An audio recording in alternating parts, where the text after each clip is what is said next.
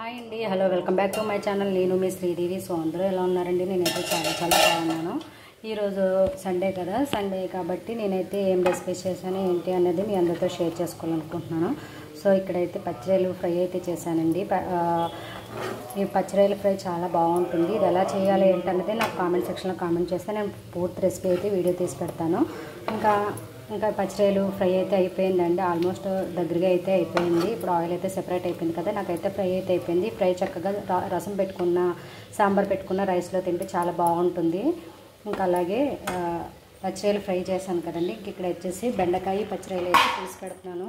So చూసారు కదా, ఇదిగోండి బెండకాయ పచ్చిరొయ్యలు పులుసు పెడతానండి. మార్నింగ్ టిఫిన్కి అయితే ఆమ్లెట్ వేసేసాను. మా పెద్దోడేమో కర్డ్ రైస్ తినేసాడు. ఇవాళ సండే కొంచెం వాడికి పని నుండి బయటకు వెళ్ళవలసి వస్తే ఇంక నేను కొంచెం లేట్గా అయితే లేచానండి. సో ఇంకా కర్డ్ రైస్ అంటే వాడి మట్టికి కొంచెం రైస్ పెట్టేసి పెరుగు రాత్రే తోడేస్తాం కదండి, ఆ పెరుగు వేసేసి వాడికి కర్డ్ రైస్ అయితే పెట్టేశాను. మా చిన్నోడు నేనైతే ఆమ్లెట్లు వేసుకొని తినేసామండి. ఇంకా వంట అయితే చేస్తున్నాను. మా వారైతే టిఫిన్ చేయలేదు, ఓన్లీ పాలు ఒకటే తీసుకున్నారు. ఇంకా వంట అయితే అయిపోతే తొందరగా భోజనం చేద్దామని చెప్పేసి టిఫిన్ చేయలేదండి. ఇంకా ఆయన కూడా బయటకు వెళ్ళి వచ్చేసేసరికి లేట్ అయిందని చెప్పేసి ఇంక టిఫిన్ అయితే చేయలేదు. ఇంకా ఈరోజు సండే కాబట్టి ఇంకా మా ఇంట్లో అయితే ఇలా మేమైతే వెరైటీలు అయితే చేసుకున్నాము.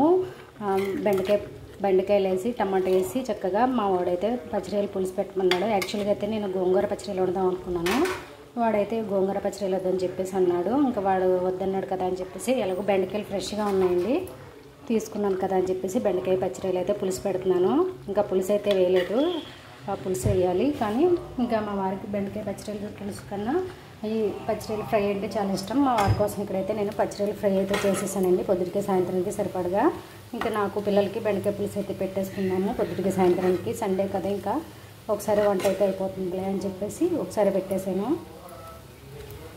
అండ్ అలాగే ఈ ఫ్రాన్స్ ఫ్రై ఎంతమందికి ఇష్టం ఏంటనేది కూడా కామెంట్ సెక్షన్లో కామెంట్ చేయండి. చక్కగా మంచి అరోమా అయితే వస్తుంది. చాలా అంటే చాలా బాగుంటుందండి పచ్చిరొయ్యలు ఫ్రై. మా ఇంట్లో అందరికీ ఇష్టమే పచ్చిరొయ్యలు అంటే. సో ఇదిగండి వాళ్ళ బ్లాగ్ అయితే. ఇంకా రైస్ అయితే పెట్టేశాను. ఇక్కడైతే గిన్నెలు అయితే కడిగేసుకొని ఉంచాను.